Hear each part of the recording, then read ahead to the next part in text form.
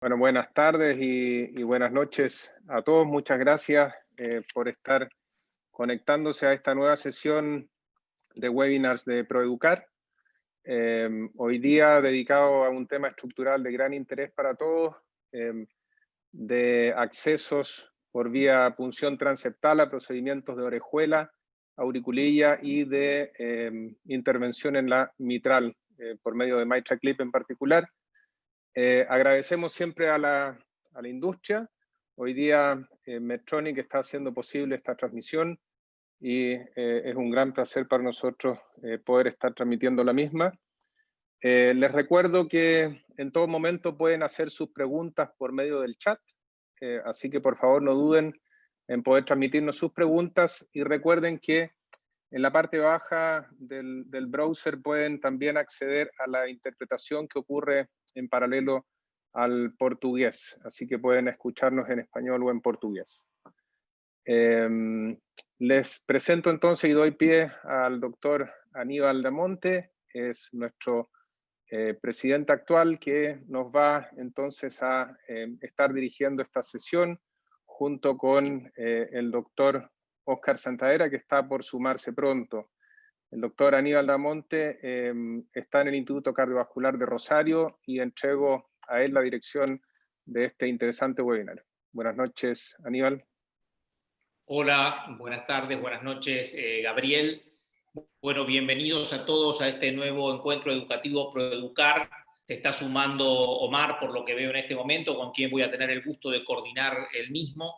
Como bien mencionaste, en un tema que realmente el intervencionismo en cardiopatías estructurales, todos sabemos que nuestra especialidad es lo que más ha crecido en los últimos 10 años y es la subespecialidad que más perspectivas de crecimiento tiene. Por eso, desde el punto de vista educativo, enfatizar sobre esto es fundamental. Y hoy contamos con 3 expositores que realmente nos honran. Vamos a tener la primera presentación a cargo del doctor Juan Granada, muy conocido por todos nosotros, muy amigo de Solasi y colaborador de Solasi.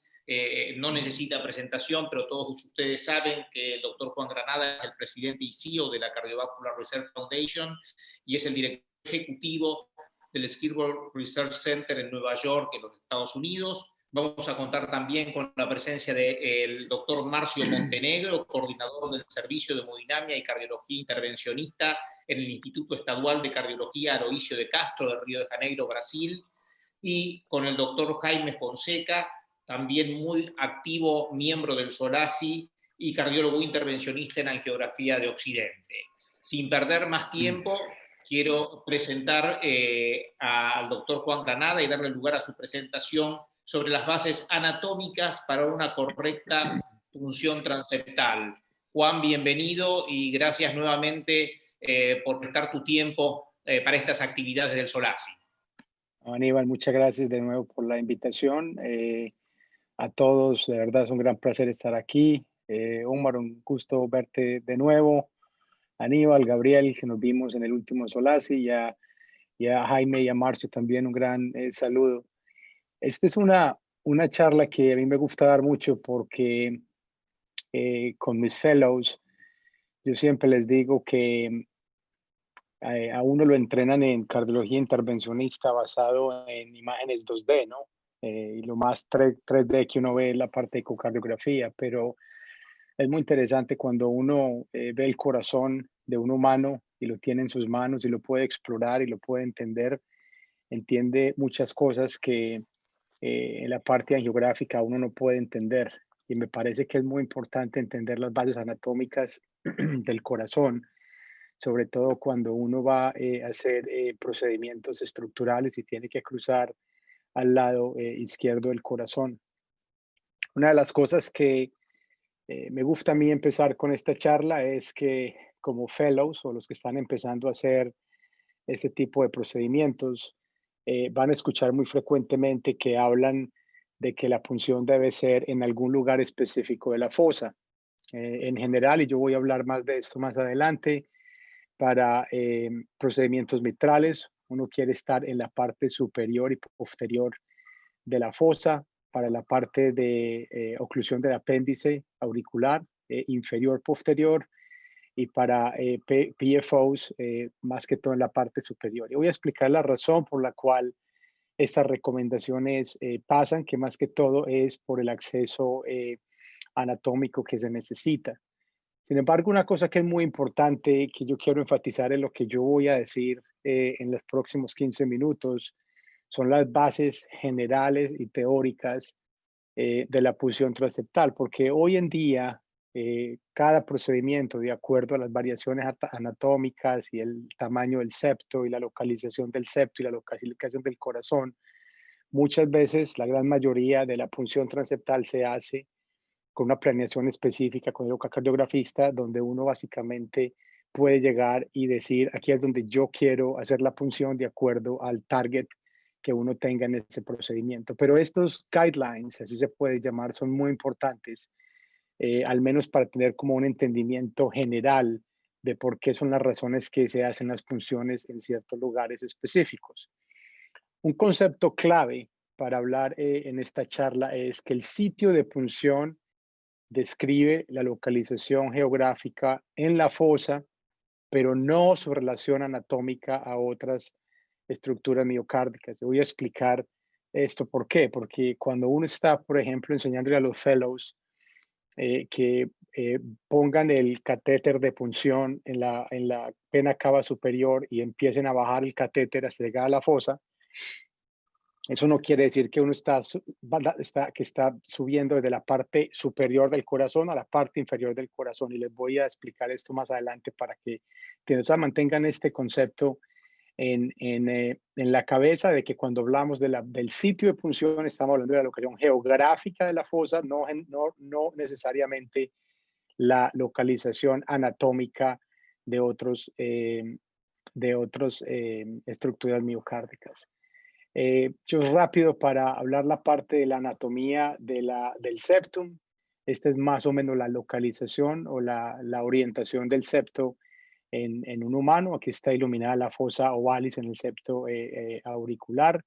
Como pueden ver ustedes acá, el seno coronario está inferior y posterior a la fosa ovalis. Es muy difícil cuando uno va con el catéter y entra a la aurícula derecha de caer al seno coronario, porque en realidad está en un surco muy inferior y muy posterior, pero hay que tener esto en cuenta en la localización donde está el seno coronario. Como ustedes pueden ver acá, la línea entre la vena cava superior e inferior no es una línea recta, es más como una C, y esta es la razón por la cual cuando el catéter viene hacia abajo, es muy probable que la primera caída sea en la fosa ovalis, y cuando se mira la aurícula derecha desde arriba está la válvula tricúspide, está la válvula septal, la posterior y la anterior, que eso es muy importante para los que trabajan en el lado derecho del corazón. Ahora, esta es la fosa ovalis desde este es un corazón humano en un biosimulador que tenemos nosotros. Esta es la anatomía de humanos, no de cerdos. Y ustedes ven aquí la anatomía de la fosa. Esta es superior, inferior, anterior y posterior. Y ustedes van a oír mucho de esto cuando están haciendo punción transeptal, sobre todo en cuantos otros tipos de procedimientos. ¿Por qué estaba diciendo yo que la localización determina la punción en la fosa, no necesariamente la localización anatómica? Miremos cuando el catéter ya cruza la fosa ovalis. Esto es muy interesante. Esta es la misma fosa ovalis aquí que estamos iluminándola con el catéter ya en el otro lado. Y esta es la válvula mitral. Muy interesante porque si ustedes ven acá, cuando hablamos de superior, básicamente el catéter se acerca más a la valva anterior. Cuando hablamos de inferior, si bajamos este catéter y acá, el catéter se acerca más a la válvula posterior de la mitral. Si vamos anterior, nos acercamos a la mitral. Si hablamos de posterior, nos alejamos de la mitral. Entonces, cuando la punción es superior y posterior, estamos lejos de la mitral, estamos ganando altura en la mitral. Cuando estamos inferior y anterior, estamos más cerca a la mitral y más cerca a la válvula anterior. Este es un concepto muy importante porque, y lo vamos a explicar todavía mucho más en una reconstrucción de ST para que veamos y lo entendamos más. Esta para mí de pronto es la reconstrucción más importante de esta charla. Eso es un corazón humano con CT y ustedes pueden ver que el eje de las venas cavas es perpendicular, completamente perpendicular al eje de la válvula mitral. Entonces, cuando el catéter, vamos a empezar a hacer la punción transeptal y lo colocamos en la vena cava superior y el catéter se empieza a bajar a través del septo, ¿qué es lo que pasa? El catéter lo estamos pasando de anterior a posterior. Los felos cometen mucho este error porque creen que porque el catéter está arriba en la vena cava superior, estamos arriba de la válvula mitral y eso no es verdad.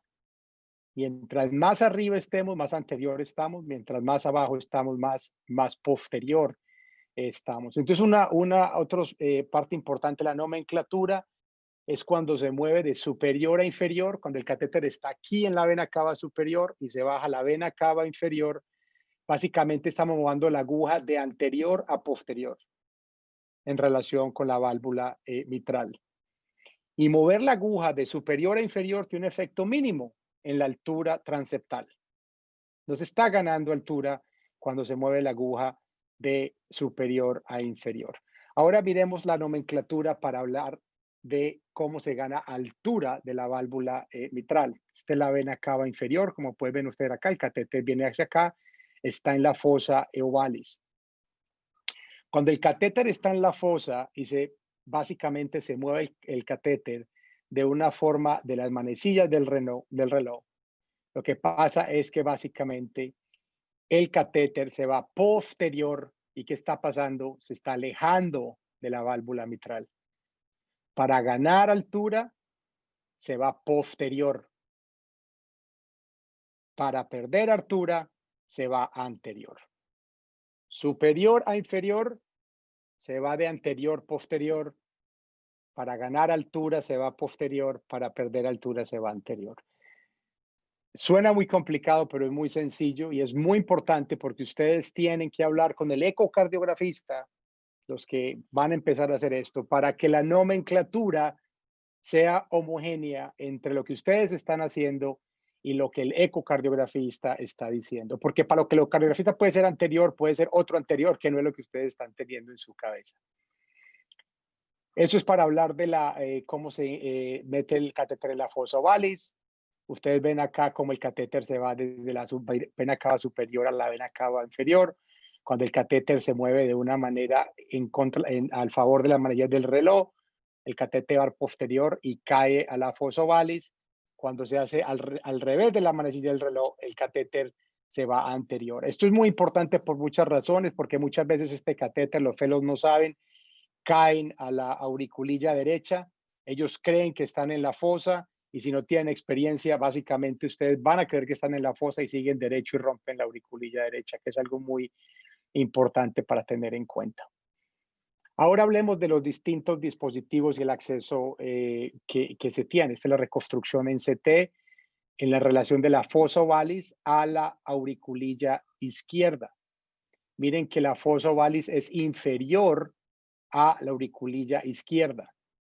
Entonces es muy importante tener en cuenta que si yo me voy inferior, tengo más posibilidades de irme anterior y lateral. Aquí está el apéndice. Si yo estoy muy superior, básicamente me da mucha dificultad llegar así. Entonces la razón de que la punción se recomienda ser inferior, porque es mucho más fácil llegar en este ángulo a la auriculilla izquierda, y posterior, porque básicamente es más fácil ir de posterior a superior, como pueden ver ustedes acá, de posterior a superior que de superior a superior, para estar más coaxial. Entonces, para la auriculilla izquierda, la recomendación es inferior posterior. Como pueden ver ustedes acá, cuando se hace el revés de las manillas del reloj, básicamente se entra el catéter a la auriculilla izquierda. Como pueden ver ustedes acá, esta es una punción inferior posterior. Vean que el catéter va derechito a la auriculilla izquierda. Esta es la auriculilla izquierda, el catéter está en la fosa inferior posterior, sale derecho porque sale hacia arriba y hacia atrás. Y esa es la razón por la cual se recomienda que sea inferior posterior. Para mitral es es diferente. En la mitral se recomienda que sea más superior para que sea más central, más hacia la parte anterior de la válvula, y posterior porque quieres ganar altura. En MitraClip tú quieres estar alrededor de 4.5 centímetros, más de 4 centímetros arriba de la válvula mitral. Entonces hay que alejarse de la válvula mitral. Entonces superior, posterior para la válvula mitral, como pueden ver acá, si se van en contra de las manecillas del reloj, se gana altura. Si se va con la manecilla del reloj, se pierde altura. Aquí pues ven ustedes acá, superior, posterior. Vean la altura que se gana en cuanto a la llegada a la válvula mitral. Para los que están haciendo este procedimiento es muy importante estas 3 referencias en ecocardiografía para hacer una punción transeptal segura. Esto es por TI. La vena cava superior siempre va a estar a la derecha en lo que llamamos bicava. Aquí básicamente se localiza la fosa ovalis, como ustedes pueden ver acá, de superior a inferior en la bicava, hasta que vean el catéter en la fosa ovalis. Aquí solamente sabemos que estamos en la fosa ovalis. Aquí no sabemos si estamos altos, bajitos, anteriores o posteriores. Después ustedes le van a decir al ecocardiografista que los cambien a la vista sagital, donde la aorta está aquí. Entonces ustedes ya saben que si están cerca de la aorta, están anterior. Si están lejos de la aorta, es posterior. Como pueden ver ustedes acá. Esta es la sagital cortando la aorta. Si están aquí es porque están anterior. Si están aquí es porque están posterior. Una vez que ya definen de acuerdo al procedimiento, si es anterior o posterior, le dicen al ecocardiografista que cambie a la de 4 cámaras, y en la de 4 cámaras ya se puede definir si quieren estar más cerca de la mitral o más lejos de la mitral.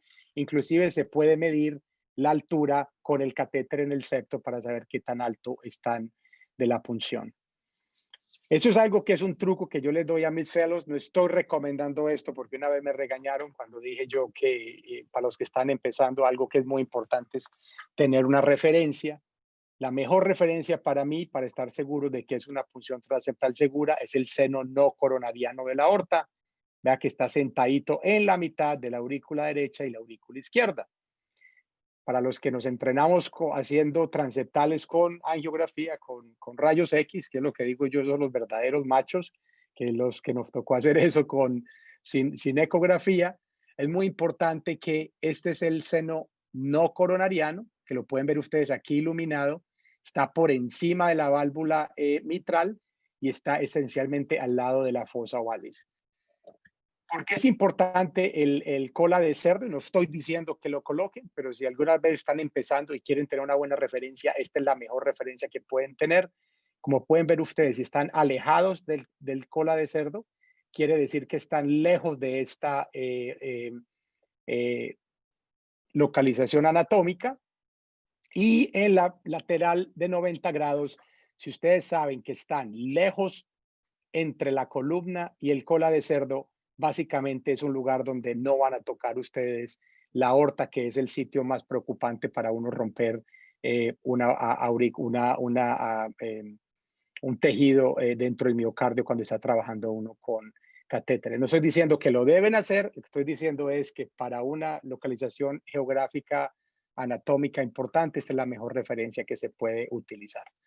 Ya para terminar, muy importante la relación de lo que hablamos de la válvula mitral con el seno no coronariano, que básicamente está por encima de la válvula mitral. Verse la importancia de ella. Ustedes lo ven aquí, el seno no coronariano por encima de la válvula mitral. Es muy importante como referencia. Y aquí de nuevo ven ustedes las mismas correlaciones anatómicas con el seno no coronariano encima de la válvula anterior de la mitral, y la cortina aortomitral, que es muy importante para los que están haciendo reemplazo valvular mitral completo con catéter, porque ahí se anclan muchos de los componentes ventriculares. Ya está la anatomía del ventrículo derecho. Lo único que les quiero recordar es hay una válvula septal, una anterior y una posterior. Este puntico rojo acá es básicamente donde la válvula anterior y septal se unen y es donde está el nodo aurículo-ventricular. Para los que están metiendo cables y utilizando TriClip y muchas de las cosas que estamos utilizando ahora, esto es un lugar que no se debe tocar porque puede meter el paciente en un bloqueo auriculoventricular completo irreversible. Ya para terminar, muchos pacientes tienen PFOs y uno no sabe que el paciente tiene PFO. Muchas veces la guía se va por el PFO y la gente se pone muy contenta porque ya cruzamos, nos salvamos de una punción transeptal. Eviten ese error porque esto es una fenestración, esto no es un hueco y básicamente cualquier catéter que utilizan lo va a guiar a una localización que ustedes no necesiten. La conclusión es, si tienen un PFO, hagan la punción transeptal como si el paciente no tuviera comunicación interauricular. Donde ustedes crean que es que hay que hacerla, se hace negando totalmente esa vía de acceso porque se les va a hacer muy difícil el procedimiento a través de un PFO. Ya resto, ya con esto termino. Yo espero que haya sido de mucha ayuda y yo creo que en las próximas charlas vamos a profundizar más en el tema de la punción transeptal para los otros procedimientos estructurales. Bueno, muchísimas gracias, Juan. Realmente extremadamente didáctica la presentación, con toda esta cantidad de imágenes, tips and tricks, reconstrucciones tridimensionales y especímenes anatomopatológicos para que realmente entendamos anatómicamente por qué debemos hacer la punción transeptal de una u otra forma. Le quiero dar la bienvenida a Omar, que sé que se pudo conectar cuando ya estábamos largando. Omar, buenas tardes. Como habíamos quedado, vamos a hacer las primeras preguntas entre cada una de las presentaciones, y mientras aparecen las preguntas a través del chat, yo voy a hacerte, Juan, la primer pregunta. Obviamente uno planifica hacer la punción transeptal en algún lugar específico según el tipo de intervención que vamos a realizar. Pero hay pacientes con septum hostiles. Sabemos septum lipomatoso, pacientes con cirugías previas, pacientes añosos con calcificaciones, incluso fibrosis y calcificación del tabique interauricular. Bueno, quizás algunos comentarios con respecto a qué trucos, maniobras o herramientas utilizarías para facilitar en esos casos la punción transeptal. Sí, Aníbal, de exactamente lo que me estás hablando. Por eso empecé en la primera diapositiva diciendo que la gran mayoría de intervencionistas estructurales experimentados se sientan con el ecocardiografista, miran qué tipo, porque muchas veces el septo puede ser así, pero puede ser así o puede estar rotado de acuerdo a la localización del corazón. Y lo más importante es mirar el target donde se va a llegar. Muchas veces unas cosas que puede hacer uno y que nosotros hacemos muy frecuentemente es colocas el catéter en la fosa ovalis y de acuerdo a los hallazgos, porque se ve que estás empujando el septo, puedes moverlo de acuerdo a donde quieres hacer la punción hasta que estés en un lugar que te gusta y ya cruzas. Siendo muy sincero, nosotros utilizamos 100% el sistema de Baylis de radiofrecuencia. Te lo digo que en un principio luchábamos con las agujas, inclusive decíamos que para qué algo más si no necesita algo más, hasta que utilizamos el sistema de radiofrecuencia y nunca nos volvimos para atrás. Sobre todo ahora con una aguja que tiene integrado una guía en cola de cerdo y la guía es la aguja. Entonces, cuando haces la cauterización, inmediatamente pasas y ya te quedas con el colita de cerdo en la aurícula izquierda y es extremadamente útil.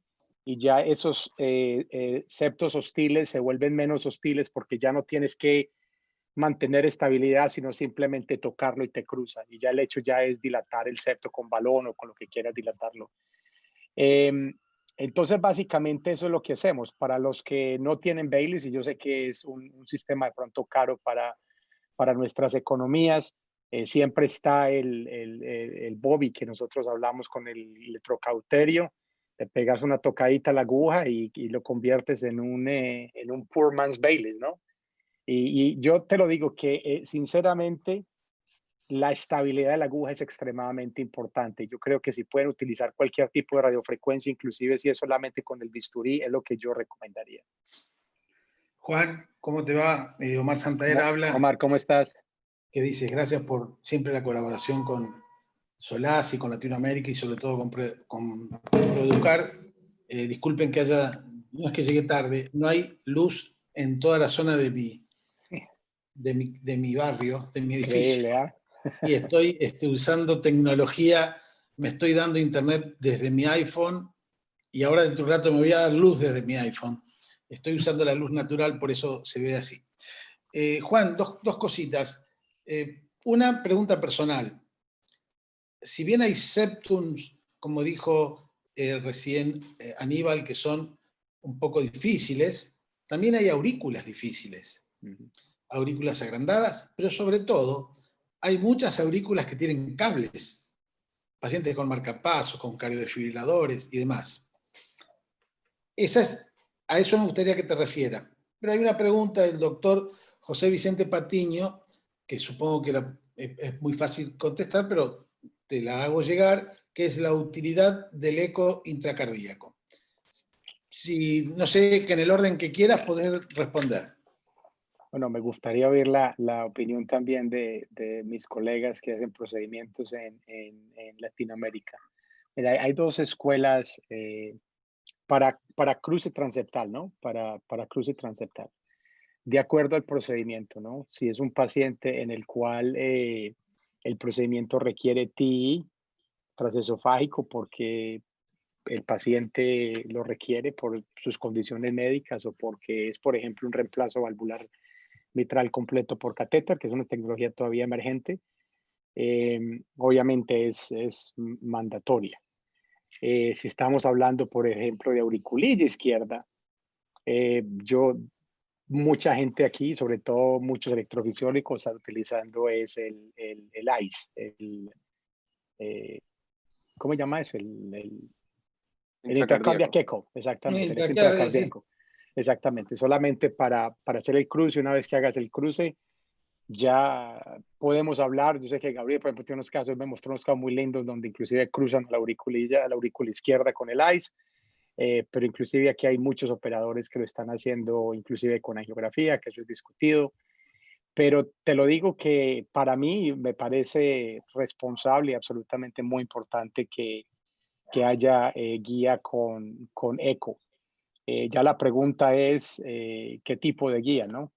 Hay unos que son más confortables, más tranquilos haciendo muchos procedimientos con ICE. Hay otros que son TI dependientes. Todo depende mucho del procedimiento. Y sobre las aurículas que te comentaba con cables y demás, que a veces pueden traer un poco de inconvenientes. Hemos visto a veces 2, 3 y hasta 4 cables dentro de la aurícula izquierda. Derecha.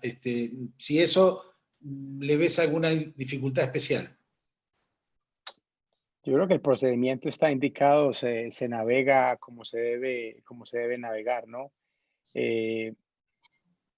Lo que es importante, me parece a mí, para ese tipo de aurículas es la estabilidad del dispositivo en el septo, y por eso un cruce con radiofrecuencia me parece muy importante en ese tipo de pacientes. Aníbal, ¿alguna otra pregunta, alguna consulta que veas? Omar, si me permite. Sí, Gabriel.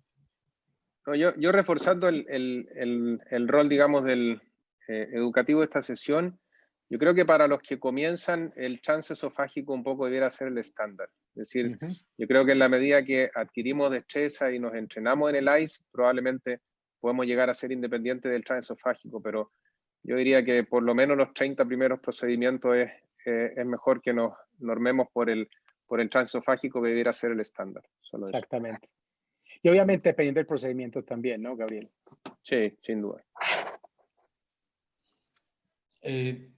¿Ustedes dirán? Creo, Omar, que si estás de acuerdo, porque seguramente surgirán más preguntas al final, podríamos pasar a la presentación del doctor Marcio Montenegro. No sé si querés darle lugar a Marcio para su presentación. Tengo una amistad personal con Marcio, me es muy agradable. Gracias, Juan, por tu presentación. Por supuesto, excelente, como bien lo dijo Aníbal. Marcio Montenegro, que es coordinador del Servicio de Hemodinámica, Cardiología intervencionista en el Instituto Estadual de Cardiología Aloísio de Castro de Río de Janeiro, Brasil, pero aparte es un gran intervencionista y muy hábil manualmente, con lo cual para este tipo de reuniones es muy importante porque nos puede llegar a dar tips en cierre de orejuela, de aurícula izquierda, de la punción venosa a la liberación del dispositivo, un caso educativo a cargo del doctor Marcio Montenegro. Hola Marcio, ¿cómo estás? Olá, Omar, muito gusto falar com você, com Aníbal.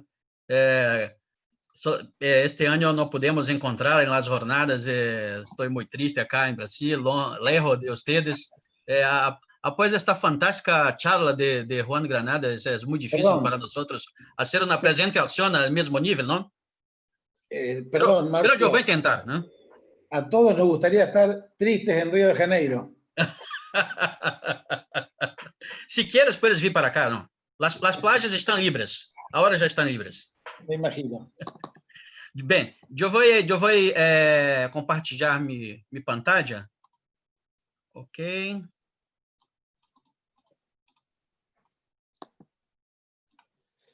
Ok. Entonces, mi presentación es sobre cierre de orejuela de aurícula izquierda, de la punción venosa, la liberación del dispositivo. Es un caso educativo y yo voy a intentar hacer un paso a paso, para el Fellows. Y primero yo gustaría de agradecer a Gabriel y Leandro por la invitación.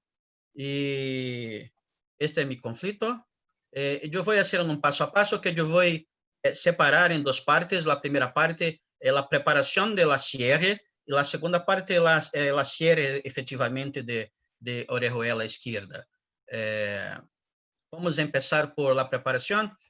Esta parte yo separé en 5 partes. La punción, que no es más necesario, el posicionamiento de la guía, cruzando la piel y el ligamento inguinal, cruzando el septo y posicionando el catéter dentro de orejuela, ¿no? La punción transeptal ya fue muy bien explorada por Dr.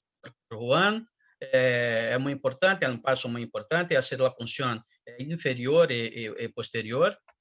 Nosotros acá en Brasil, nosotros no tenemos Baylis, infelizmente. Yo había escuchado sobre esa nueva generación de Baylis con guía com agulha que após a punção se cambia para o guia. Isso é fantástico, a hora que nós temos. E em septos mas não tão amigáveis, nós temos usado bisturias com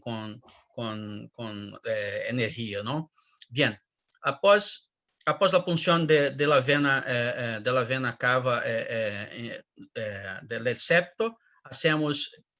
Eu vou tener algunos consejos y trucos entre las informaciones más prácticas para el Fellows. Yo pienso que es muy importante decir esto para el Fellows. Es muy importante que la guía tenga, la punta de la guía tenga de 1.5 a 3 centímetros de punta, porque si piensas en trabajar dentro de orejuela, a orejuela es muy sencilla, ¿no? Y no es muy corta. E tinha que ter uma guia que, quando entra em orejuela, não seja muito larga, porque o que perfura a estrutura não é a punta da guia, é a transição da parte mais soft, mais delgada da guia para a parte mais dura da guia. É importante se certificar que, após a punção de septo, a guia se localize dentro da vena pulmonar superior izquierda inicialmente y no en orejuela. Entonces, acá solo para una geografía que no es necesario, por supuesto, solo para demostrar el catéter após la punción posicionado dentro de la vena pulmonar superior izquierda, donde se va a poner el guía. Y acá es muy interesante porque yo llamo la atención o que había dicho para ustedes, que tenemos que tener la certeza que la guía no tem 1.5 ou 3 e tem que ter 1.5 a 3 centímetros de ponta. E note que esta guia que está posicionada dentro não tem, provavelmente essa guia tem uns 5 centímetros de ponta e que é muito peligroso quando se cambia a guia de la vena cava superior para dentro del apéndice. Primero que con a punta muy soft, muy delgada, no tiene el soporte necesario para cambiar el catéter dentro de la vena pulmonar superior izquierda para dentro de orejuela. Portanto, esto aqui é um peligro quando isto acontece, porque você tem que saber que está trabalhando com uma guia mais peligrosa, que não te dê tanto suporte e corre o risco de perfuração de orejuela. Bem, após se poner el guia dentro de la vena superior izquierda, a primeira parte que nós não damos tanta importância, pero eu já tive algumas complicações com isso, que a entrada do catéter em la vena femoral izquierda, na região inguinal. A entrada não é tão simples como se pensa, porque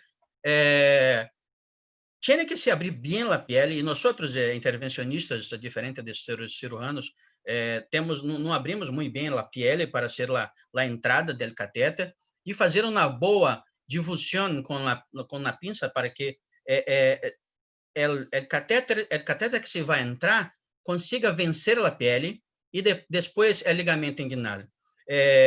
Se pode ser inicialmente, antes de entrar com o catéter de entrega, do catéter delivery, se pode usar um introdutor previamente corto, 10 frente ou 8 frente, para que já se faça um túnel por onde o catéter possa progredir após a colocação desse catéter inicial. Então, se faz um passo a passo, inicialmente com um catéter, com uma vaina 8 frente ou 10 frente, para depois entrar com o catéter de entrega 13 frente ou 12 frente, depende do dispositivo. É muito importante tomar cuidado para não provocar um problema na guia que já está posicionada, porque se provoca uma deformação da guia, provoca um kink, provavelmente não vai conseguir mais progredir o catéter. Portanto, nesse momento é importante que você seja firme e que progrida com cuidado para que não se promova uma lesão. Então, acá é a filmagem da entrada. Notem que a guia se estende desde a vena cava, desde a vena femoral esquerda hasta a vena pulmonar superior esquerda. Então, é um trajeto largo que tinha que vencer desde a punção da entrada na pele, na posição, no ligamento inguinal, hasta vencer o septo. A primeira parte é a entrada do catéter de entrega na perna por la região inguinal e depois o cruzamento de septo. Eu gostaria de chamar a atenção que os catéteres de entrega, normalmente para cierre orejuela, têm um dilatador muito curto. E tinha que ser curto, porque vai trabalhar dentro de uma estrutura curta.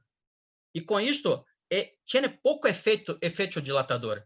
Então, tinha dificuldade de entrar na posição da região inguinal e cruzar o septo. Então, tinha que ser firme tanto na entrada da pele e vencer o ligamento inguinal, como de atravessar o septo. Então, o que chamo a atenção acá para conselhos e trucos é exatamente isto. Na passagem pelo septo, tinha que ser firme, como a entrada da pele.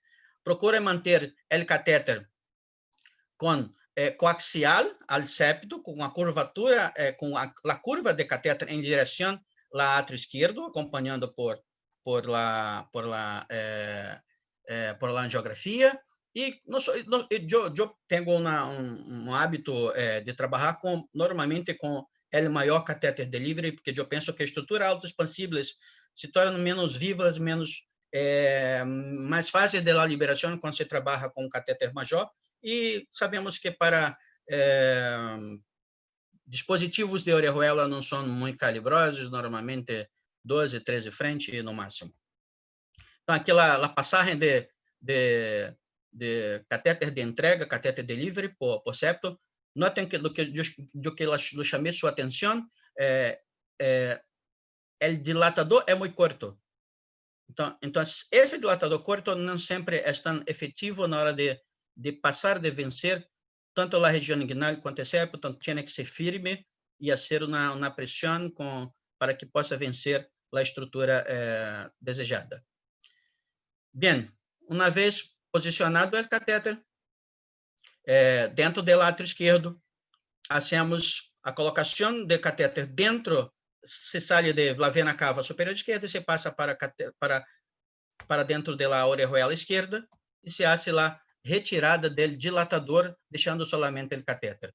É importante que o catéter fique o mais profundo possível, com segmento ecocardiográfico, por supuesto, e que se faça a retirada da guia e do dilatador muito lentamente para evitar o efeito Venturi e provocar a embolização aérea.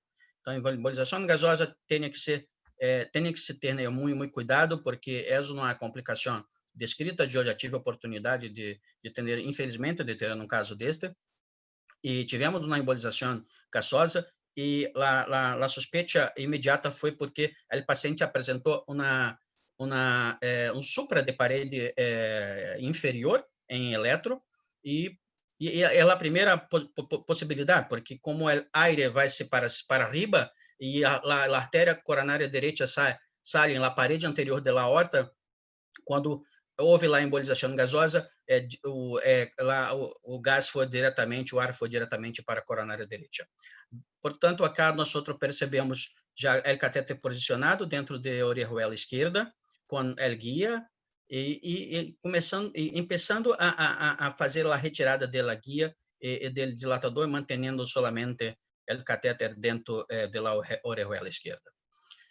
Portanto, agora já chegamos em el ponto para hacer o implante de dispositivo. Acá passamos para a segunda parte da charla, que é a angiografia do apêndice atrial esquerdo, de orejuela esquerda, e a escolha da projeção de trabalho. É muito importante o acompanhamento ecocardiográfico, a definição do tamanho, o sizing da prótese que nós vamos usar, e finalmente la oclusão, a cierre da orejuela. Bem, a angiografia, nós normalmente no dia a dia hacemos em oblíquo anterior esquerdo e oblíquo anterior direita, associando na posição cranial ou caudal, procurando a posição em que se observa melhor o colo, o cuello da orejuela, para que normalmente é a zona de aterrissagem para a prótese, no caso das próteses de Platzer Cardia Plug, e a outra projeção para que se possa ver o fundo em caso de la Watchman. Então, acá temos um caso de uma angiografia em que se observa bem tanto a profundidade quanto o cuello desta orejuela. Notem que este paciente está em ritmo sinusal. Esse outro paciente que nós temos hecho é um caso em que o paciente está em fibrilação atrial, e podemos perceber o catéter de pigtail posicionado dentro da orejuela, com a angiografia que se pode perceber bem tanto a profundidade quanto o cuello de orejuela esquerda. Acompanhamento ecocardiográfico, acá nós em meu serviço hacemos em todos os pacientes. Eu sei que alguns serviços por mundo, depois queria ouvir os outros companheiros, alguns serviços em mundos fazem o procedimento sem ecocardiografia. Eu tenho hecho todos 100% com ecotransesofágico. Concordo com Gabriel. Eu penso que quem está começando sua experiência tem que fazer com ecotransesofágico, para entender tudo que Juan mostrou em relação à punção, em relação à relação das estruturas entre septo e as estruturas que você pretende abordar. Especialmente em orejuela, é importante fazer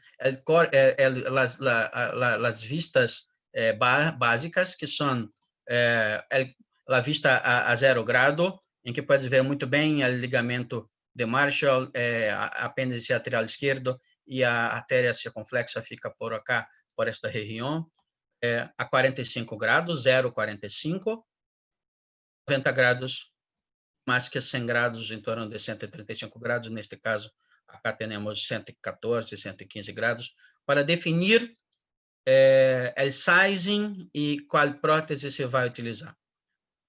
Então, é importante fazer a medição do cuello e a profundidade del apêndice, dependendo del dispositivo que se pretende utilizar para el cierre orejuela.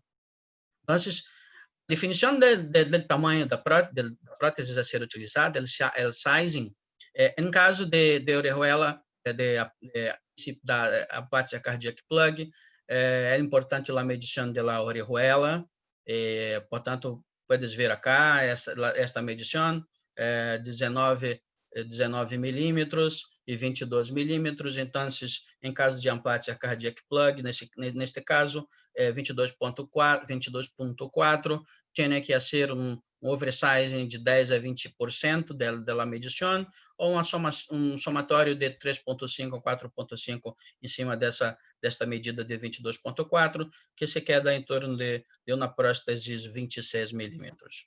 No caso de apátia cardíaca plug, e a AMULET 25, prótese número 25. Acá podemos mirar a mesma medida angiográfica de um outro caso, 17 e 18. Notem que 20%, aí subiríamos para uma prótese em torno de 22. Então, erros e trucos. Compare as medidas ecocardiográficas com as medidas angiográficas. A medida mais importante quando se vai implantar a prótese cardíaca plug, o mais importante é o colo, e se deve somar 3.5, 4.5, em torno de 20%, para definir o tamanho de próteses a ser implantada. Cá em Brasil, nós começamos com o Watchman solamente há um ano e meio atrás. Antes somente tínhamos Amplatz Cardiac Plug, e só agora temos AMULET. E então, só para exemplificar as possibilidades de próteses para oclusão, a prótese Watchman de Boston é uma prótese que trabalha mais com profundidade, tem que preocupar mais com profundidade. Notem que acá temos o catéter posicionado dentro com catéter pigtail, o catéter de livre com catéter pigtail, e acá a prótese posicionada mais à profundidade do apêndice, não somente em la região proximal do apêndice. A segunda prótese que temos acá em Brasil é a prótese Lambre, agora mais recente, e notem que é uma prótese que tem uma umbrella com um disco proximal e trabalha mais acerca da prótese de Abbott, que é a prótese Amplatz Cardiac Plug, ou AMULET. Finalmente, a prótese Amplatz Cardiac Plug, ou AMULET, que trabalha mais em coelho, mais na parte proximal da orejuela esquerda.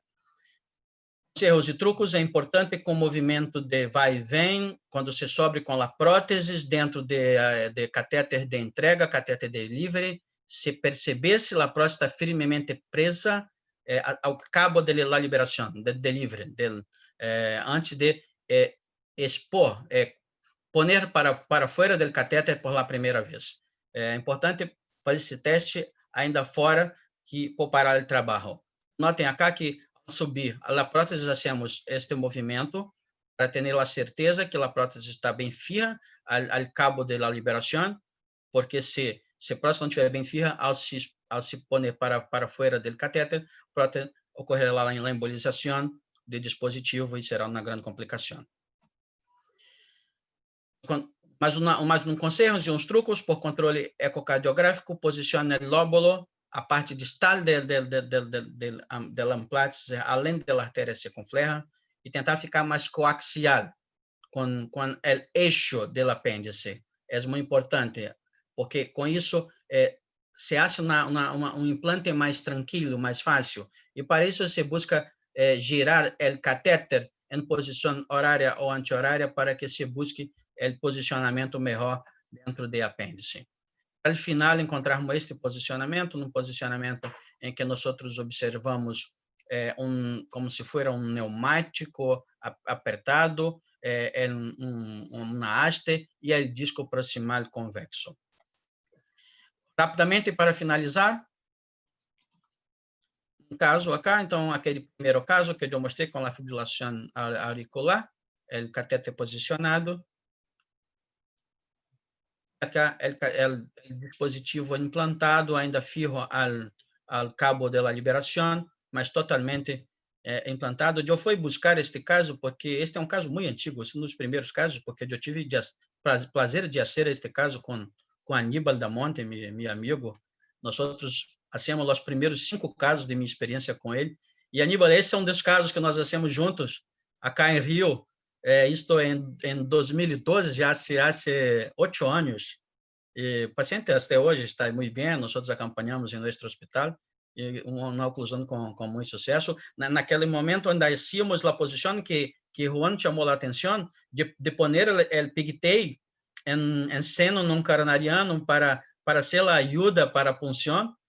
Portanto, acá ainda observamos o pigtail em aorta descendente, por isso está ao fundo do filme, de Angel.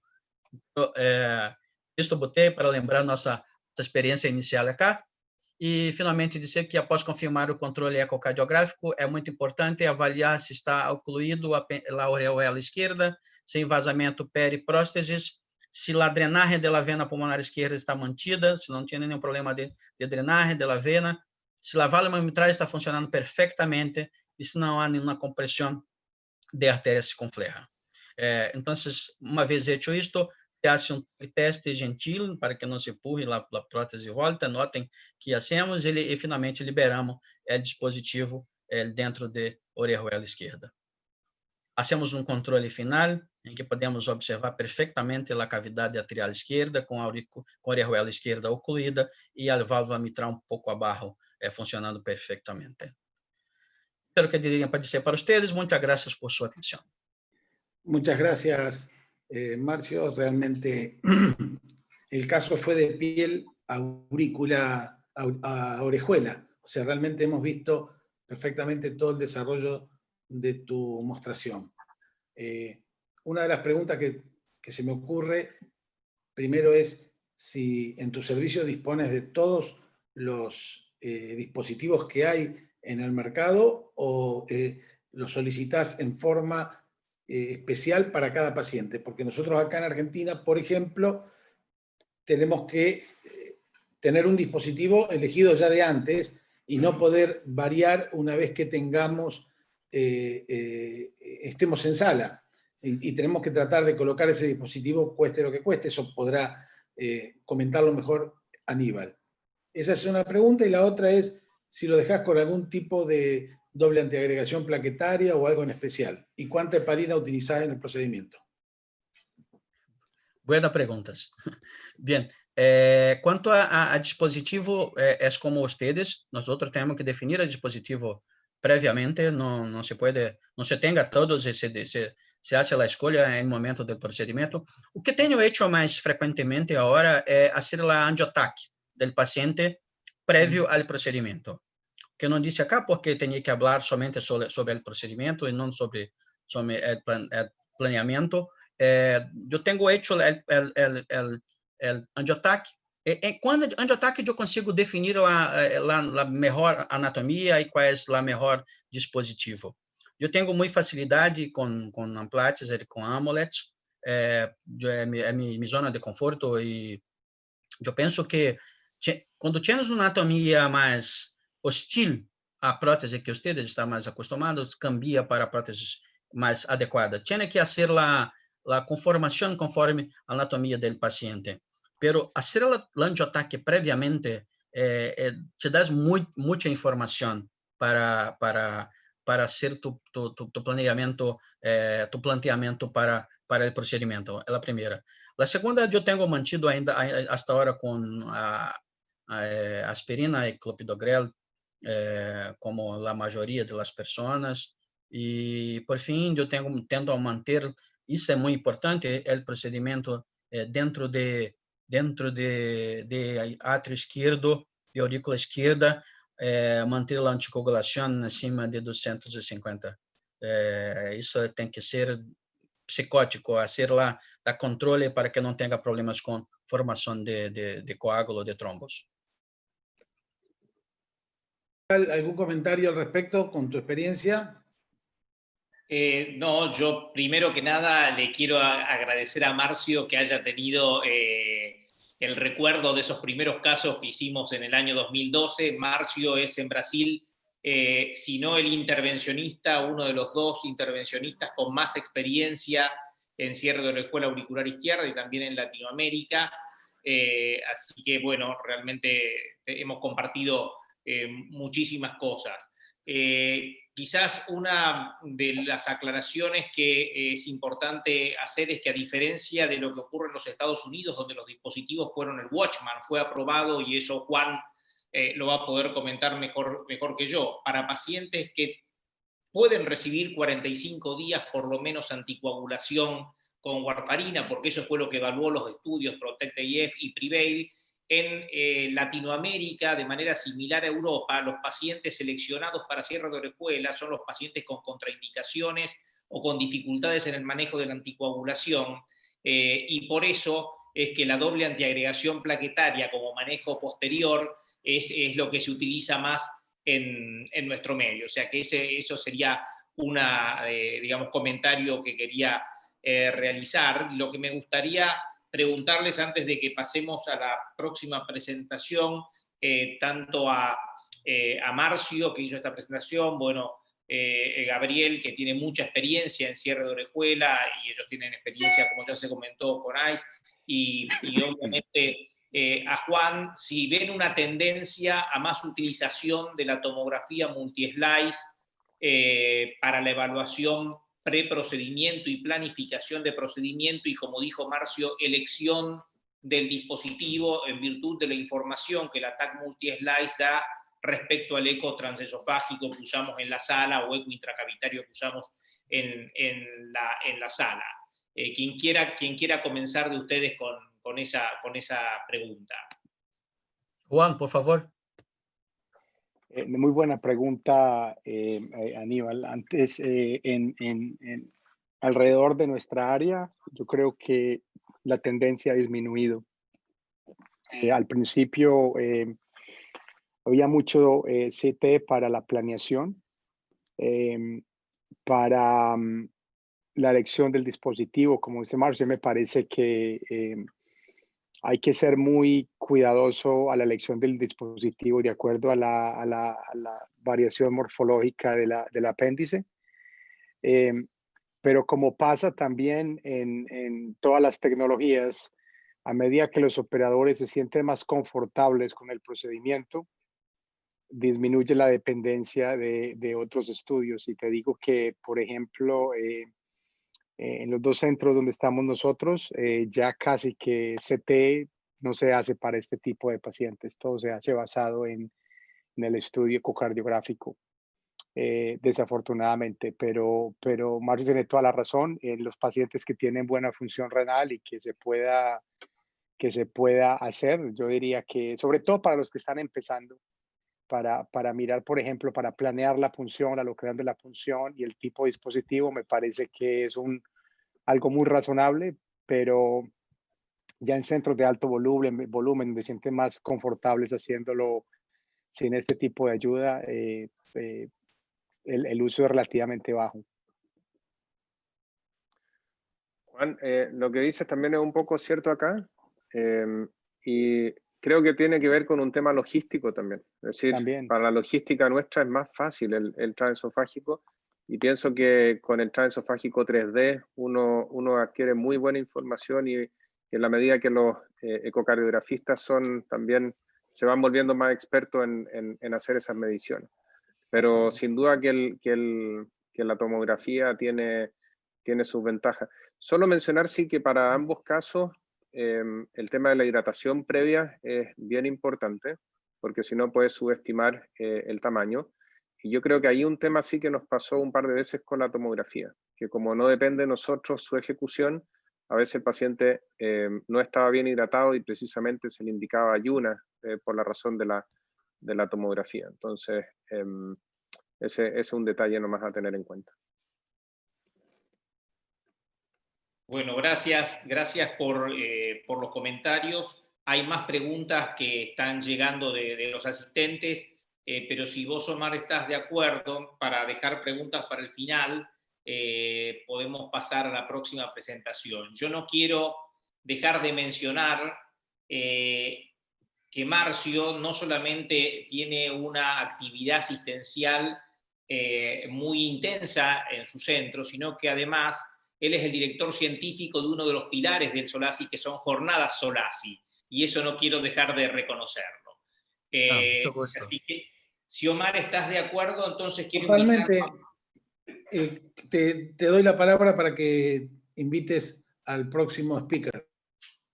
Bueno, para mí es un gusto, como lo dije al principio, invitarlo al doctor Jaime Fonseca, que es cardiólogo intervencionista muy conocido por todos nosotros, también un colaborador constante del SOLACI desde el Servicio de Cardiología Angiografía de Occidente, y es en Latinoamérica quien más experiencia en MitraClip tiene, ha sido proctor de la mayoría de los centros que han desarrollado un programa de MitraClip en Latinoamérica.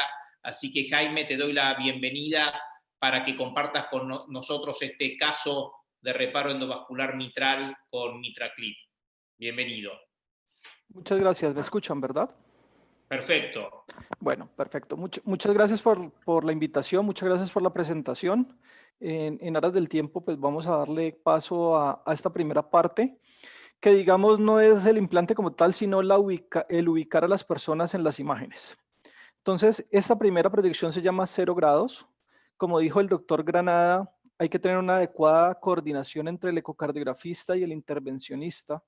Y yo ya les voy a hablar cómo en MitraClip se habla, digamos, anterior y posterior, medial y lateral, que no es realmente medial y lateral y anterior y posterior como lo explicó el doctor Granada anatómicamente. O sea, es una transformación de la imagen, pero digamos es la forma como hemos encontrado que nos podemos comunicar de forma adecuada, y esto que les voy a contar es estándar para todos los implantadores de mitral.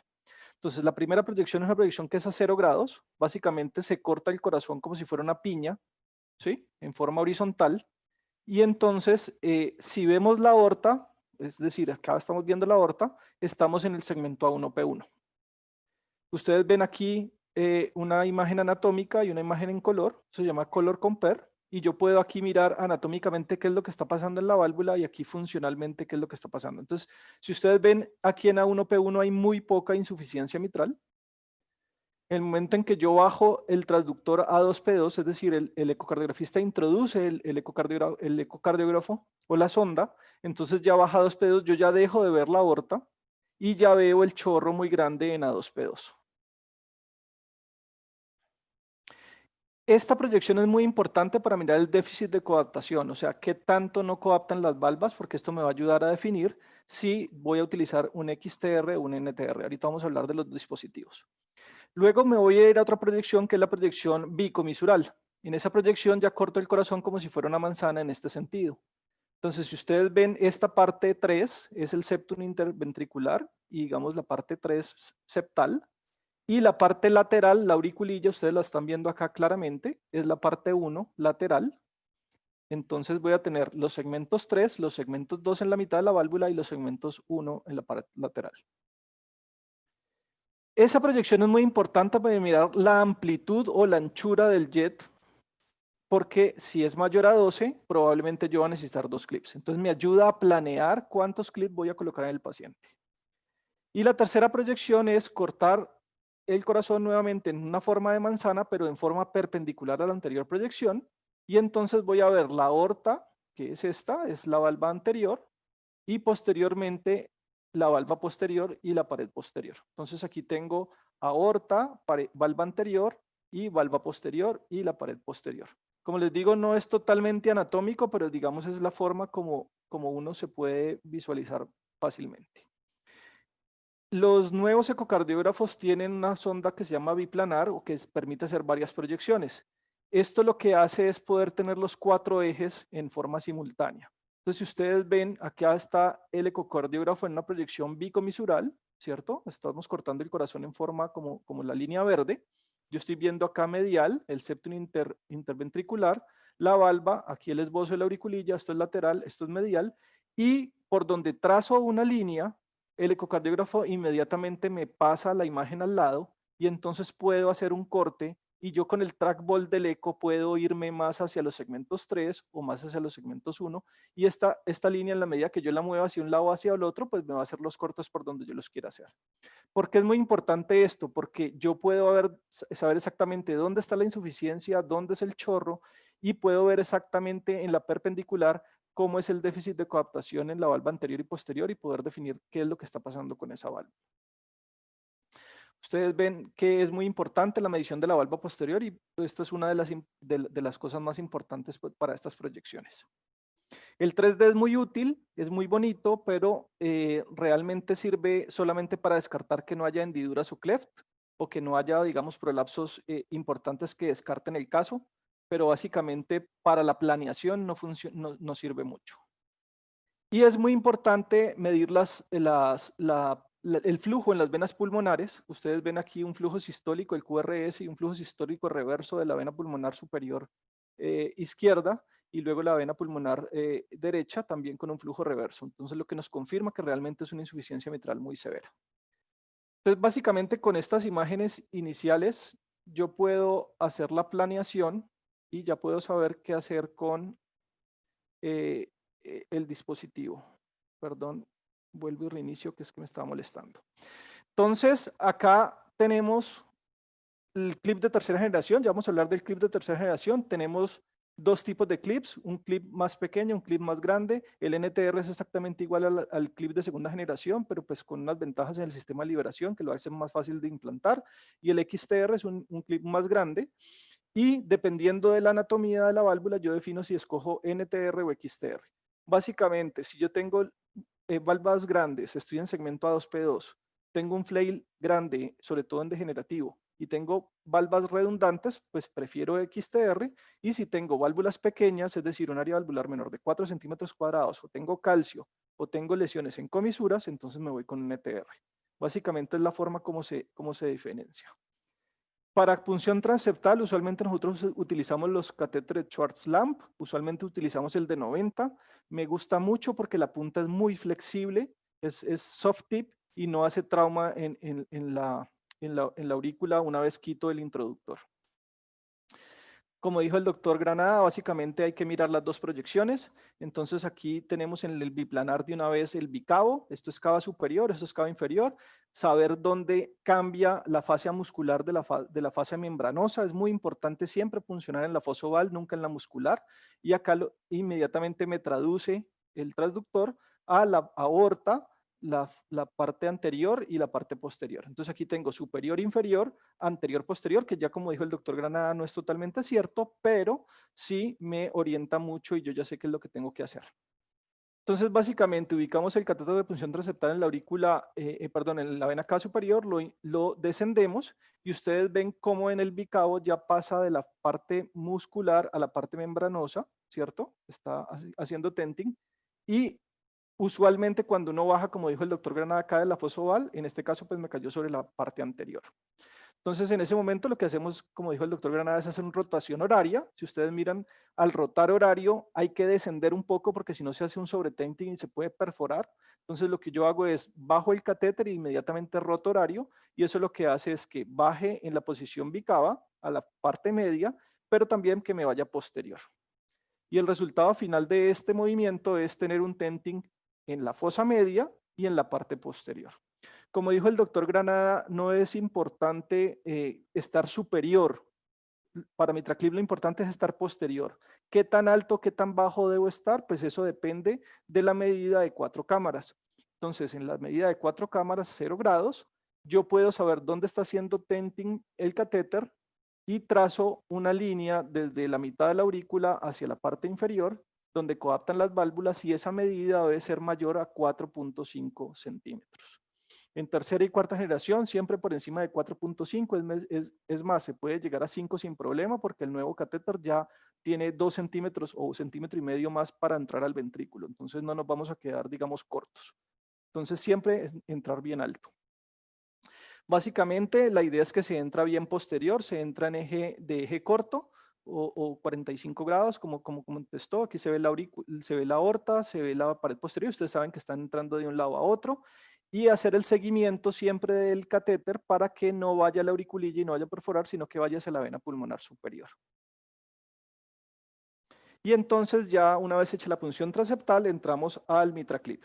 Entonces el dispositivo tiene 3 partes, tiene un introductor que es la parte de arriba, el introductor tiene una rueda que hace movimiento positivo y negativo, el movimiento positivo lo lleva a 90 grados, el movimiento negativo lo pone totalmente estirado. Para yo entrar a la vena, pues tengo que entrar totalmente estirado, es decir, bien negativo, y luego cuando llego a la aurícula derecha lo pongo a 45 grados, que es la posición neutra. Tenemos un catéter delivery system, que es el que hace que el clip se mueva en forma medial y lateral. Y tenemos el dispositivo de MitraClip. Esta es la forma como se ensambla. El CDS entra, o el catéter delivery system, entra dentro del introductor y el clip sale por la parte exterior, por la parte distal. Esto ya hablamos de los tipos de clips. Y entonces básicamente aquí lo que estamos viendo es nuestro introductor. El introductor tiene una marca radiopaca. ¿Sí? Este lo avanzamos a través de una guía, pues, Amplatz, que se coloca en la vena pulmonar superior izquierda, y posteriormente se avanza en un introductor que es 24 French en su parte proximal, 22 French en la parte distal. Tiene una marca que muestra la transición, ya se la voy a mostrar, y tiene una punta, una marca distal para saber siempre que estamos en el lado izquierdo del corazón. Aquí ustedes pueden ver la marca radiopaca. Estamos en la parte izquierda y esta es la marca que hace la transferencia entre 24 French y 22 French. Y aquí lo estamos viendo siempre, la idea es ubicar este catéter en la mitad de la aurícula que quede flotando, y ahí sí en ese momento avanzamos el clip. Ustedes ya ven cómo el clip está avanzando y lo avanzamos hasta que se hace un straddling. ¿Qué es eso? Que el CDS tiene 2 marcas, se correlaciona perfectamente con esta marca distal del introductor. Entonces en ese momento yo sé que desde aquí hasta acá hay 4 centímetros. Es por eso que necesitamos una aurícula con un diámetro mayor a 4 centímetros para poder hacer el procedimiento. Obviamente todo tiene que quedar al lado izquierdo. Y en ese momento entonces ya lo que hago es, en el CDS con la rueda M y la rueda L, simplemente hago un movimiento desde las 9, digamos, si esto es el reloj, es desde las 9, aquí está la palanca, lo giramos en forma horaria, en forma lenta, hasta las 5 o 6 en el dispositivo generación 3. Si ustedes se acuerdan del dispositivo generación 2, solamente íbamos hasta las 3, pero en generación 3, al igual que en generación 1, otra vez volvemos hasta las 6. ¿Qué es lo que buscamos con ese movimiento? Que el clip pase de estar en la vena pulmonar orientado hacia la vena pulmonar superior izquierda, porque la idea es que quede flotando en la aurícula, a un movimiento hacia el ventrículo o hacia la cavidad ventricular. Ustedes pueden ver en eco cómo es muy importante mirar que pase la auriculilla, que pase esa unión que hay entre la vena pulmonar superior y la auriculilla, que es lo que llama el ligamento de Marshall, para que no vaya a haber perforaciones de la pared lateral. Entonces, ustedes ven simplemente es un simple movimiento, mover esta palanca desde las 9 hasta las 5 o 6, hasta que ustedes vean que ya llega a la posición ideal que ustedes desean. En ese momento, entonces, ya entramos a hacer las proyecciones. Entonces, aquí tenemos un explain, acá tenemos el bicomisural siempre, y tenemos la línea perpendicular que nos lleva al LVOT, o al tracto de salida del ventrículo izquierdo. Siempre hay que buscar la perpendicularidad de la forma como entra el clip hacia el ápex, es decir, una línea perpendicular entre el sitio del anillo y la forma como entra el clip, que entre limpio, que no vaya a entrar hacia el septum, que no vaya a entrar hacia la pared lateral. Si vemos que está entrando hacia la pared lateral, necesitamos ponerle más M. Si vemos que está entrando hacia la pared septal, le quitamos M. Y acá el mismo movimiento, pero entonces en anterior y posterior. Estamos viendo la aorta, esto es anterior, esto es posterior. Entonces, como ustedes están viendo, estamos muy posteriores. Simplemente lo que hacemos es quitarle posterior y en ese momento ya estamos entrando perfectamente perpendiculares a la válvula. En ese momento, entonces, lo que hacemos es abrir el clip. Entonces, para el clip tienen 2 componentes. Un primer componente que es quitar el seguro. Este seguro se quita y aquí yo ya puedo mover la rueda libremente. Si yo la roto horario, abro el clip. Si yo la roto antihorario, cierro el clip. Y esta otra palanca que es la línea de grippers. La línea de grippers lo que hace es, si yo lo subo, los grippers suben. Si yo lo bajo, los grippers bajan. El nuevo dispositivo ya no necesita poner el seguro para cerrar el clip. El generación 3 ya simplemente muevo la palanca y él abre y cierra fácilmente. Esto nos facilita mucho el procedimiento. Básicamente lo que yo quiero hacer con el dispositivo es ir a 120 grados, atrapar las valvas, posteriormente bajar los grippers, y una vez los grippers estén cerrados y atrapando las dos valvas, entonces en ese momento cierro los brazos y entonces hago un atrapamiento completo. Entonces ustedes están viendo aquí ya como el clip está abierto a 120 grados, y aquí básicamente yo lo que estoy viendo es cómo está mi ubicación en el sentido medial lateral y cómo está mi ubicación en el sentido anterior posterior. Aquí está la aorta, yo sé que esto es anterior.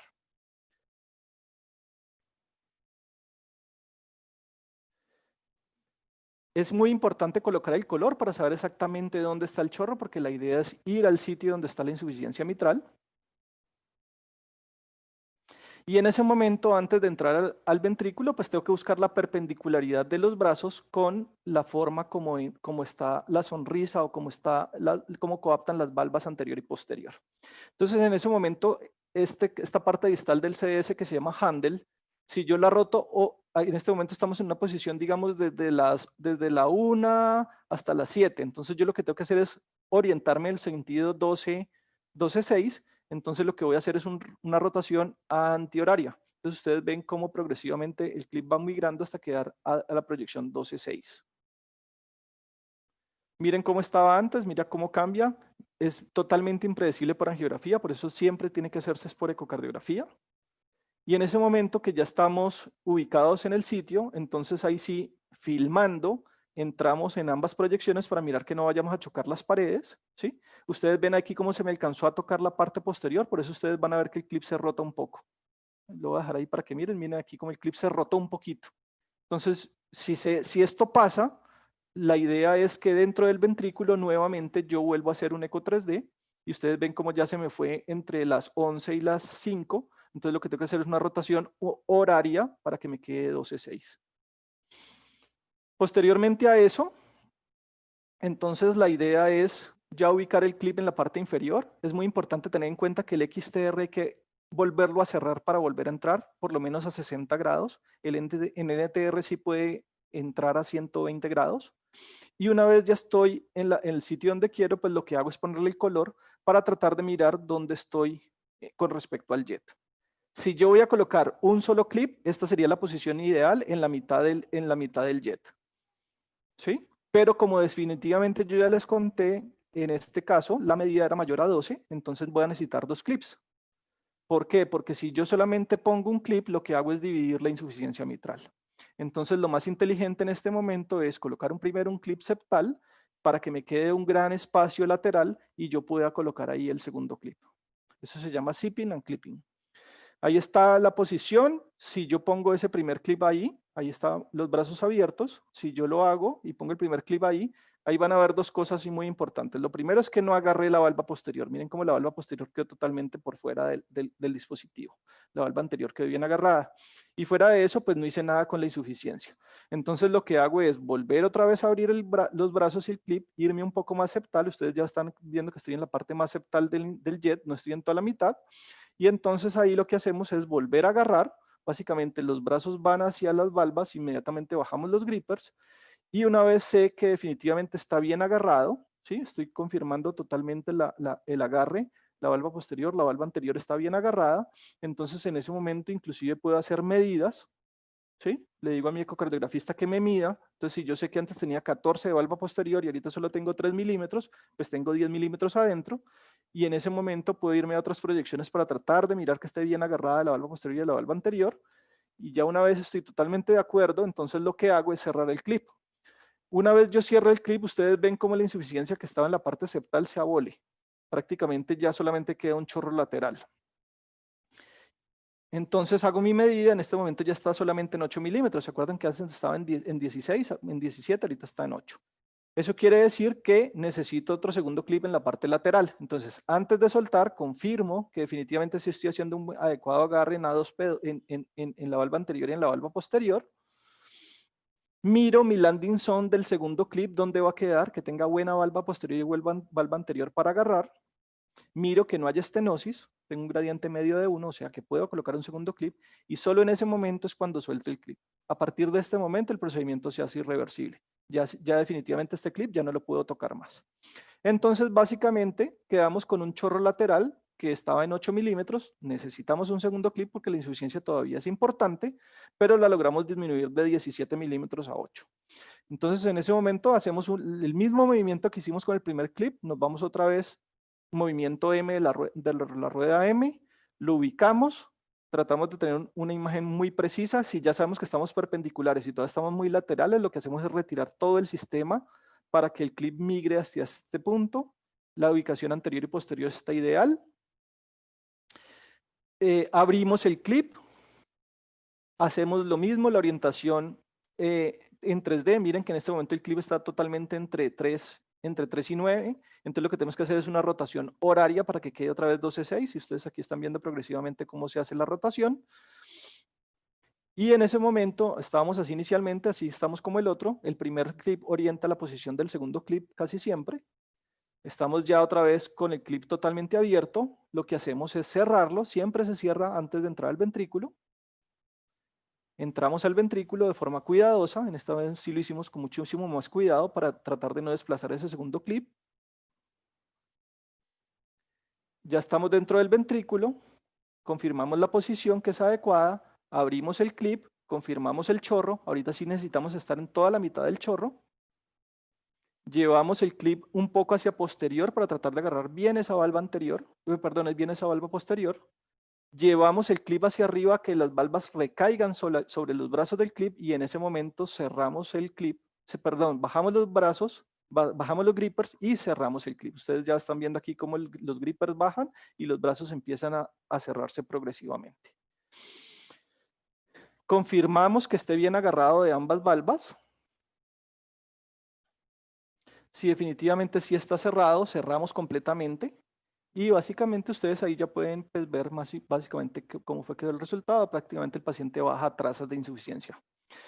Obviamente antes de soltarlo, hacemos la evaluación 3D, mirar que sí esté bien agarrado los dos clips, tanto de la valva anterior como de la valva posterior, que quede el doble orificio, que quede chorro por los lados pues para no producir estenosis, que la insuficiencia sea pequeña. Y con el fin de confirmar que no haya estenosis, miramos el gradiente medio está en 2. Miramos las venas pulmonares, ya vemos cómo están nuevamente positivas, y en ese momento entonces ya como estamos tranquilos y contentos con el resultado, soltamos el dispositivo y sacamos todo del paciente y cerramos con un ProGlide. Ese es el resultado final del procedimiento, los dos clips ya implantados y trazas de insuficiencia. Y básicamente yo creo que esa es la presentación. Muchas gracias. No sé si tengan alguna duda. Muchas gracias, Jaime. Realmente excelente presentación, muy clara para un procedimiento que creo que todos los que estamos participando de esta sesión vamos a estar de acuerdo que probablemente sea uno de los procedimientos más complejos desde el punto de vista del paso a paso y de la evaluación conjunta con el ecocardiografista. Así que creo que desde el punto de vista educativo, como las otras presentaciones, se cumplió absolutamente con lo esperado en este tipo de eventos. No sé si, Omar, querés transmitir alguna de las preguntas del público, de los asistentes. Sí, hay algunas preguntas. Si las imágenes 3D son útiles en caso de insuficiencia mitral en todo este tipo de procedimientos. Y Jaime, ¿qué promedio de mitral clips colocás?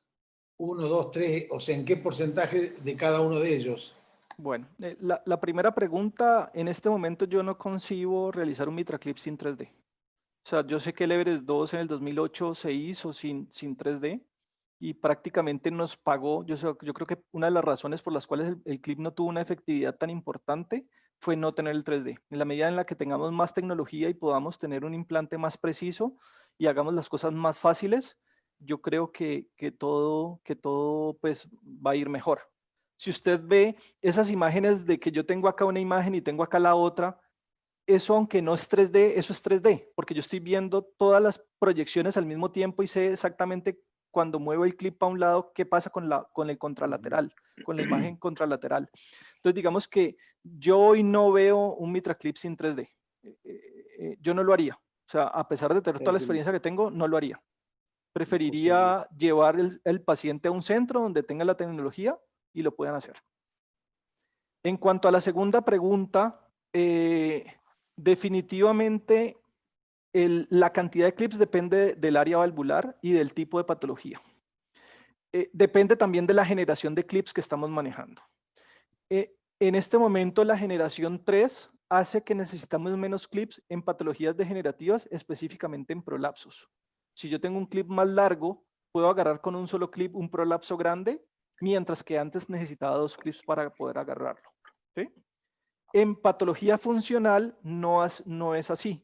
En patología funcional necesitamos la generación 4, que espero ya llegue el otro año a Colombia y a Latinoamérica también. La generación 4 tiene un componente que es la generación W, que es wide, ancho. Entonces tenemos 2 dispositivos nuevos, el NTW y el XTW, que son más anchos y agarran más tejido. Eso va a facilitar que probablemente en esa patología funcional que les mostré, con un solo clip tengamos. En cuanto a cuántos clips pongo, yo pongo los que tenga que poner para que la insuficiencia quede cercana a trazas, sin comprometer la estenosis. Es decir, yo siempre busco un gradiente medio menor de 5 y un área valvular mayor a 2 centímetros cuadrados como resultado final. Pero yo trato siempre de poner por lo menos 2 o 3 clips. Cuando paso de 3 clips, ya es porque el paciente no necesitaba MitraClip y necesitaba otra terapia, llámese terapia de válvula percutánea o cualquier otra cosa. Siempre es muy importante planear el caso y saber más o menos qué es lo que vamos a hacer, antes, no ponernos a improvisar.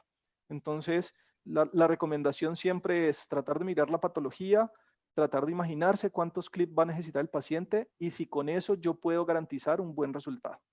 Si la respuesta es sí lo puedo garantizar, hago el procedimiento. Si me quedan las dudas, probablemente no lo hago porque es que es un costo muy alto para no tener un beneficio. Y esto que te estoy diciendo hace que se garantice que yo tenga una tasa de efectividad cercana al 90%. Entonces, en ese orden de ideas, estoy asegurando que la terapia va a ir a un procedimiento exitoso y que el paciente se va a beneficiar. Seguramente da para hacer muchas preguntas más y sobre todo los resultados clínicos de este tipo de procedimientos. No sé, Gabriel, estamos, me parece, muy en tiempo. ¿Qué dices tú? Y con más de 200 participantes.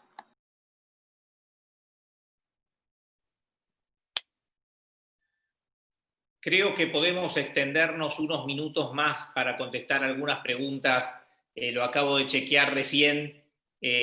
Así que desde el punto de vista, ya que Gabriel me ha permitido tomar la palabra, quisiera, Jaime, desde el punto de vista educativo también, teniendo en cuenta que los principales asistentes de estas actividades son fellows, además de todo lo que mostraste que evaluás mediante el ecocardiograma transesofágico en sus diferentes vistas y 3D, desde el punto de vista hemodinámico, ¿hay alguna variable que utilices y que te guste estar midiendo durante el procedimiento y ver cómo se modifica pre y post y que te ayude y sume sobre lo que te informa la ecocardiografía? Sí, doctor. Está escrito que la presión en la aurícula izquierda medida por un catéter de pigtail es útil, sobre todo que uno ve esa onda, esa famosa onda B, cuando la sístole, pues hay insuficiencia, se aumenta esa onda sistólica, digamos, en reversa, se aumenta en la insuficiencia mitral severa. Es dramático como uno ve que esa onda que estaba en 40, 35, inmediatamente baja 10, 12, 15 y se normaliza. Sin embargo, hay un estudio de concordancia que muestra que las venas pulmonares reflejan lo mismo. Entonces, yo no, a pesar de que hay muchos personas que lo hacen, como el doctor Saibalcar, por ejemplo, que fue una de las personas que nos enseñó esta terapia, él lo hace rutinariamente. Yo no lo hago porque me da miedo que haya trombos, que se me pueda enredar una cosa con la otra, es aumentar más el tamaño del hueco en el septum. Entonces, yo prefiero no hacerlo y estoy más pendiente de las venas pulmonares. Ahora, la nueva noticia, la gran noticia es que con generación 4 ya tenemos un indicador de presión auricular izquierda. Entonces, ya yo espero que ya para los próximos meses pues podamos tener generación 4 y ya tengamos ese dispositivo que nos mide automáticamente la presión y no tengamos que hacer más maniobras. Jaime, desde el punto de vista clínico, generalmente estos pacientes están en fase 3, 4 de insuficiencia cardíaca o insuficiencia mitral. ¿Cómo ves la progresión después del tratamiento? ¿Cuántos caen a clase funcional 1 o 2 o con síntomas muy bajos? Bueno, eso depende mucho de dónde usted coja el paciente, o sea, en qué estadio coja el paciente o lo agarre y definitivamente qué tan buen resultado quedó.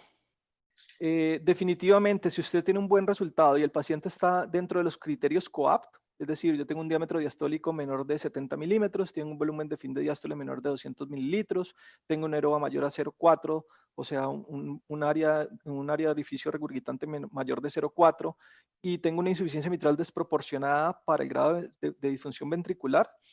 Y el procedimiento es exitoso, el 95% de los pacientes mejoran a clase funcional 1 y 2. Es más, los pacientes que están en clase funcional 2 mejoran a clase funcional 1, ¿sí? Mientras que si ese paciente sigue en insuficiencia mitral 3 o 4, ¿sí?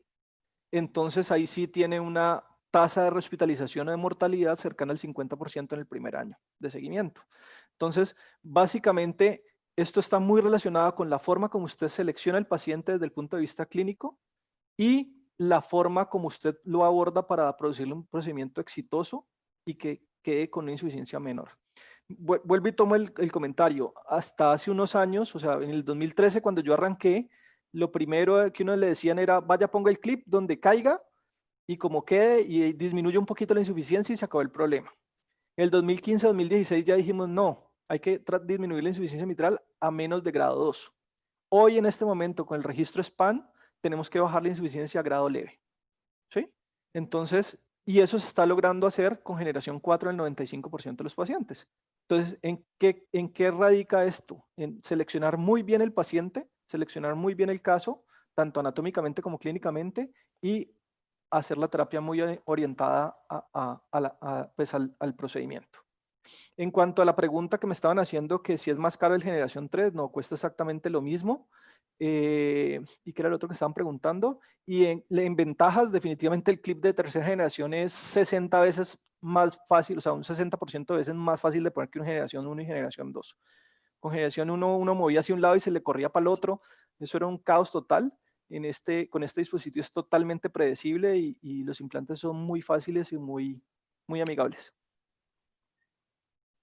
Quisiera, si me permitís, Omar, Sí. ya que estamos hablando de intervencionismo en la válvula mitral, no dejar pasar la oportunidad de preguntarle a Juan cómo ve el futuro inmediato del intervencionismo en la válvula mitral más allá del MitraClip. ¿Está hablando de reemplazo? De reemplazo, sí. Mira, yo creo que ahora tenemos 2 estudios clínicos grandes con sistemas transapicales, el de Tendyne de Abbott y el Intrepid de Medtronic, que están moviéndose relativamente lento, pero tienen ya bastante número de pacientes. Todo el mundo sabe o quiere o espera que estos sistemas se vayan para el sistema transeptal. Y en el sistema transeptal yo creo que hay 3 tecnologías que están moviendo a pasos también muy seguros. Cefea con Abbott, el M3 con Edwards y también Intrepid con Medtronic. Entonces yo creo que hay muchas lecciones que aprender. Una de las grandes diferencias entre las válvulas aórticas y mitrales en cuanto a los caminos de desarrollo tecnológico es que acuérdense que fuera de la cirugía, en pacientes que eran buenos candidatos quirúrgicos no había nada más. En la válvula mitral el problema es que tenemos muy buenos datos con el MitraClip. Entonces yo creo que vamos a llegar a un momento donde va a tocar básicamente hacer peleas de unos contra otros, randomizar uno contra otro, contra MitraClip, por ejemplo, los dos estudios, el Apollo, el de Intrepid y el de Abbott, Tendyne, no tenían un grupo de randomización del MitraClip. Cuando salió COAPT, la FDA los obligó a adicionar un grupo adicional en contra de MitraClip. Entonces yo creo que va a ser muy interesante. Yo creo que el tiempo va a llegar, pero va a demorar un ratico más, bastante más que la válvula aórtica, pero yo de verdad sigo el campo muy de cerca, estoy metido mucho con una de las compañías, hemos hecho ya 7 pacientes y ya vamos a entrar al IFS y yo estoy muy ilusionado de que por ahí unos años vamos a ver una gran entrada de estas válvulas de reemplazo a la parte clínica también. Muchas gracias por tu comentario, Juan. Omar. Bueno, yo creo que estamos en hora. No sé si hay algún comentario que quiera hacer Marcio con su experiencia en alguno de estos procedimientos, pero estamos, creo que, en tiempo. La concurrencia está ahora un poquito menos, está en 177 participantes, 176, que realmente es muy alto y se ha mantenido muy alto porque el nivel de conferencias de Marcio, Juan y Jaime fueron excelentes. ¿Algún comentario que quieras hacer, Marcio? Sí, muy buena aula de charla de Jaime. O que yo tengo hecho más que Jaime dice que no hace, la control de presión. Yo pongo el pigtail dentro de aurícula izquierda con bastante cuidado y se mantenga la anticoagulación en nivel excelente, no tiene riesgo de hacer trombo. Y yo pienso que el impacto en la presión dentro de la cavidad auricular izquierda por veces es más importante que la imagen que el eco muestra en el momento de la clipaje. La queda de la onda V y la ascensión de la presión sistólica en un catéter dentro de la aorta. Yo pienso que es muy interesante que se hagan las dos cosas conjuntas. Solamente esto. Bueno, creo, Aníbal, que podemos dar por concluido. Me gustaría que vos cierres con tus palabras como vicepresidente de la Sociedad Latinoamericana de Cardiología Intervencionista. Yo solamente quería contarles o decirles pues, que estoy atento, si lo quieren pues, hacer de pronto más despacio. Yo sé que pues, fue una cosa muy rápida. Podríamos inclusive hacer una sesión solamente de esto, si están dispuestos, con el mayor de los gustos me ofrezco. Gracias, Jaime. Gracias, Juan. Gracias, Marcio, por la predisposición a los tres, por el carácter educativo de todas las presentaciones. Creo que todas las sesiones ProEducar a lo largo de este año y mediante esta modalidad a la cual nos hemos acostumbrado todos han sido excelentes y por eso quiero felicitar a Gabriel, quiero felicitarlo a Leandro y le quiero dar a Gabriel el lugar para el cierre de este módulo. Muchísimas gracias por habernos dejado a Omar y a mí coordinar esta actividad en la cual aprendimos muchísimo. Gabriel, por favor. Gracias, muchas gracias. Muchas gracias, Aníbal y Omar. Excelente en la sesión. Quiero nuevamente agradecer a Juan, a Marcio y a Jaime. Excelentes presentaciones, muy didácticas. Y bueno, a todos nuestros oyentes. Y por favor, dejarlos ya invitados para la próxima sesión. Esta va a ser la última, el 19 de octubre. El tema es Valve in Valve. Va a presentar Enrique Ribeiro en posición aórtica y va a estar Mayra Guerrero en el Valve in Valve mitral, así que cordialmente invitados. Y bueno, no se olviden por favor de contestar la encuesta al fin de esta sesión y pueden acceder a este material que queda además en la página web. Muchísimas gracias a todos y muy buenas noches.